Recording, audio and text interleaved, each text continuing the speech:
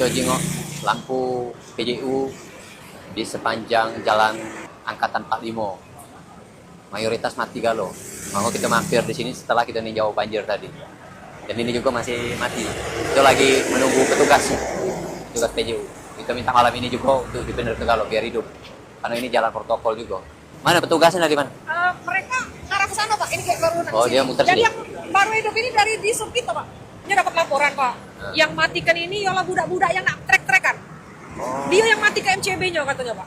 Kalau gelap mereka bebas apa? Tidak ketahuan kalau mereka trek-trekan. Heroin disengaja karena kan banyak budak ngetrek kalau malam minggu. Nah. Pak. Jadi dia induknya ngambil dari sini. Iya, ini panennya, Pak. Panen di sini. Jadi dia telur saluran itu ngambilnya dari sini. Iya, oh, Nah, yang katanya MCB sering dimati itu dia di mana? Di situ.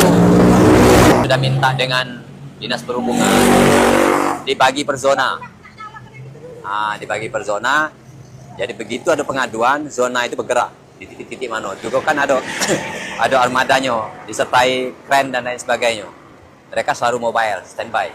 Infonya pemerintah tuh Pak sudah nyiap ke 7.000 lampu Pak, solar. Iya. Itu benar apa gitu Pak? Ini sudah kita proses. Yang baru tersedia ini baru 1.000. 1.000 mungkin dalam waktu dekat ini baru ada penambahan lagi. Nah, kita ini bertahap. Karena ini banyak lampu yang kemarin yang sudah lama diganti dengan lampu yang sifatnya tenaga surya, solar cell.